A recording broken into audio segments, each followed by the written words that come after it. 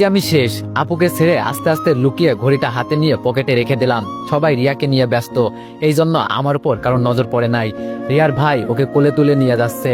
আমি আপুর দিকে তাকিয়ে বললাম, কই নিয়ে যাচ্ছে আপু ওকে? আপু বলল, হাসপাতালে নিয়ে যাচ্ছে। কিন্তু কে এই কাজ করলো? এই অন্ধ একটা মেয়ের সাথে? সি সি।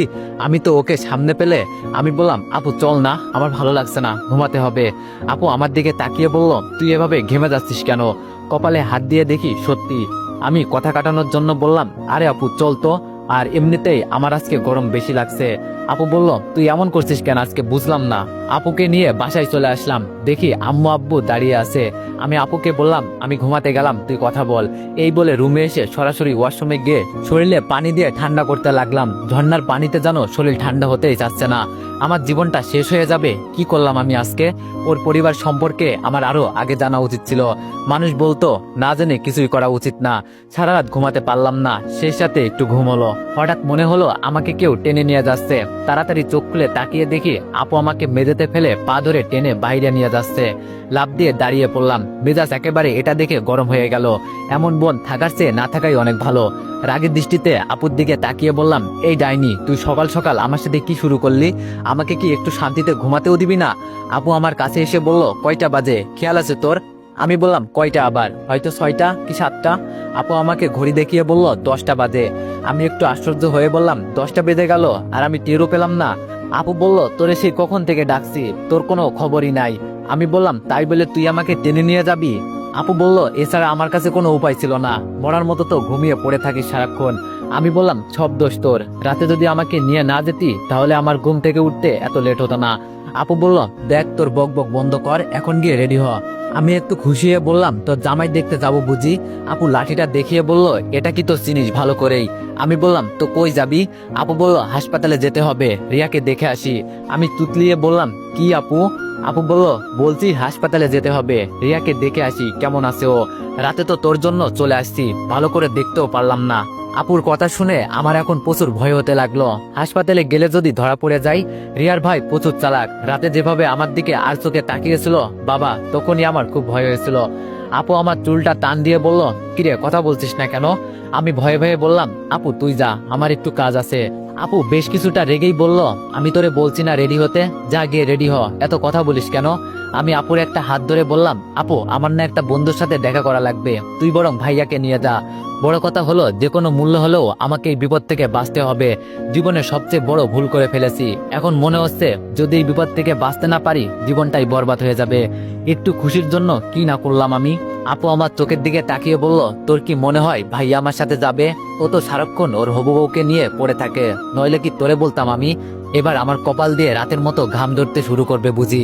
কি এক বিপদে পড়লাম। আপু আমাকে নিয়ে যাবেই, এটা খুব ভালো করেই বুঝতে পারছি। বাঁচার মতো কোনো রাস্তা নেই। আমি বললাম, আচ্ছা আপু, তোরা হাসপাতালে দিয়ে চলে আসলে হবে? আপু বলল, দেখ ভাই, আমার মাথা গরম করিস না, নাইলে রাতের মতো। আমি আর কিছু বললাম না, জানি আপুর সাথে আমি পারবো না। তাই সরাসরি ওয়াশরুমে ঢুকে ফ্রেশ হলাম। রেডি হয়ে বাইরে এসে দেখি আপুর হাতে খাবার নিয়ে দাঁড়িয়ে আছে। আমি খুব খুশি হয়ে বললাম, আমার জন্য এত কষ্ট করার কি দরকার আছে আপু? আমি নিজেই তো খেয়ে নিতে পারতাম। আপু আমার দিকে অগ্নি চোখে তাকিয়ে বলল, এইসব তোর জন্য না, রিয়ার জন্য। আর চল এখন, এমনিতেই অনেক দেরি হয়ে যাচ্ছে। আমি বললাম, কিন্তু আপু আমি তো কিছুই খাই নাই। আপু বলল, পরে খাবি, সকালে উঠলি না কেন? এখন চল।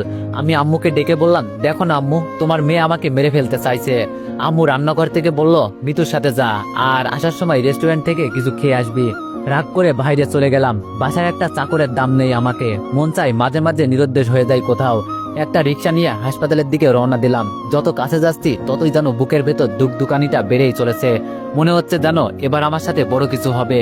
আপু আমাকে ধরিয়েই দিবে, ওর জন্য আর পারি না, শুধু আমাকে বিপদে ফেলে। কি করি এখন? হাসপাতালে এসে আপুর পিছনে পিছনে যেতে লাগলাম। ভিতরে গিয়ে দেখি রিয়ার ভাই বাইরে একটা বেঞ্চের উপর বসে আছে।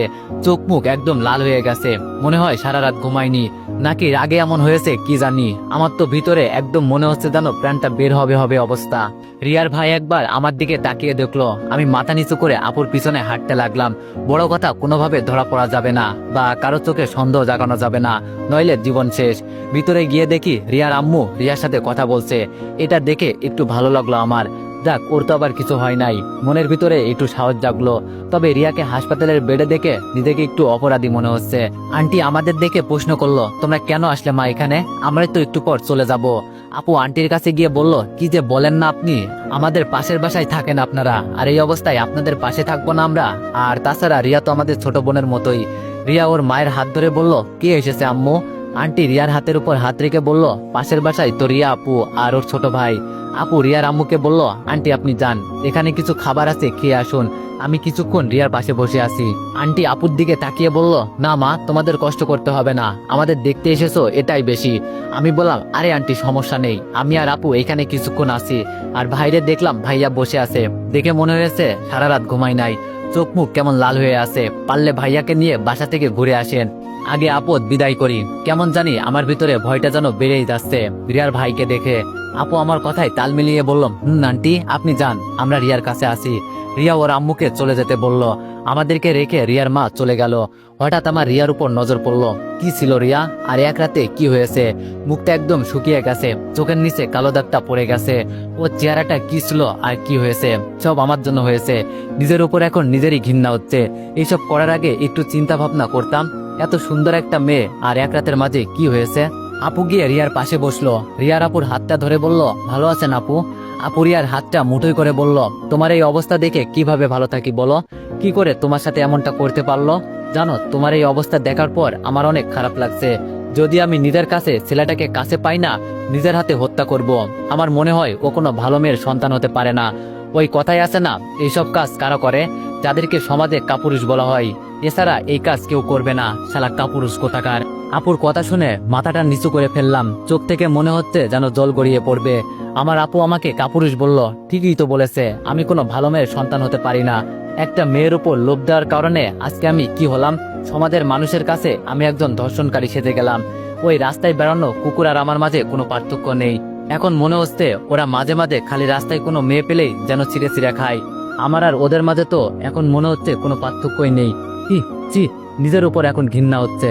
রিয়া মৃত অপর হাত ধরে কান্না করতে করতে বলল, জানেন আপু, আমার অনেক ইচ্ছা ছিল, সব শেষ করে দিয়েছে। আপু রিয়ার চোখের পানি মুছে দিয়ে বলল, কান্না করিও না, সব ঠিক হয়ে যাবে, এসব নিয়ে আর চিন্তা করিও না। এখন বলো তোমার কি ইচ্ছা ছিল, আমাকে বলো, আমি সব পূরণ করব।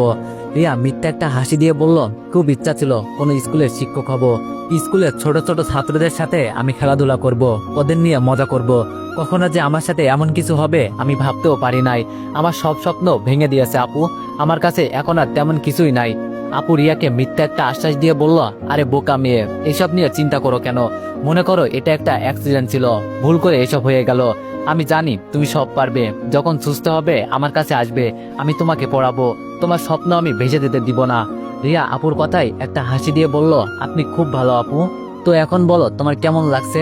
রিয়া বলল, এই তো আপু অনেকটা ভালো, তবে রাতের কথা চিন্তা করলে আপু মনটা চায় আত্মহত্যা করি, আমার সবকিছু যেন শেষ হয়ে গেছে। রিয়া আবার কান্না করে দিল। আপু বলল, আমি বলছি না এইসব নিয়ে চিন্তা করো না, সব ঠিক হয়ে যাবে। রিয়া আপুর হাতটা ছেড়ে দিয়ে বলল, জানেন আপু, রিয়া আমার সাথে এইসব করেছে, আমার তাকে শুধু একবার সামনে থেকে অনুভব করার খুব ইচ্ছা আছে। তাকে শুধু একটা প্রশ্ন করব, এই অন্ধ মেয়েটার সাথে এমনটা না করলে কি হতো না? ওকে একবার সামনে পেলে বলবো, জানেন একটা অন্ধ মেয়ের পৃথিবীতে আলো দেখার মতো ক্ষমতা তার নেই। নিজের আপন মা ভাইদের দেখতে পারে না, কাউকে নিজের চোখে দেখে একটু আনন্দ পাবো সেটাও পারি না। আপনাদের মতো আমরা কোনো বড় বড় পার্টি দেখে মজা পাই না, কারণ আমরা যে অন্ধ। এই দুনিয়াতে আলো দেখার ক্ষমতা উপরওয়ালা আমাদের দেয় নাই।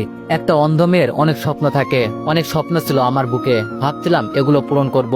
তার আগেই আপনি আমার সব স্বপ্ন শেষ করে দিলেন। জানেন আপু, ও আমার এই অন্ধ হওয়ার সুযোগটা নিয়েছে, আমাকে বলে গেছে তুই তো আর দেখতে পারিস না। তো এভরিওয়ান, তোমরা অনেকেই দেখতাছি গল্পটিতে বাজে মন্তব্য করতেছো, তো তোমাদেরকে বলি ফার্স্ট পার্ট দেখেই কেউ বাজে মন্তব্য করবেন না, আগে পুরো গল্পটি শুনুন, তারপর না হয় যা ইচ্ছা তাই করেন। আর শেষ পর্যন্ত শুনে যদি গল্পটি ভালো না লাগে তাহলে আমাকে আনফলো প্লাস আনসাবস্ক্রাইব করে দিয়েন। ধন্যবাদ।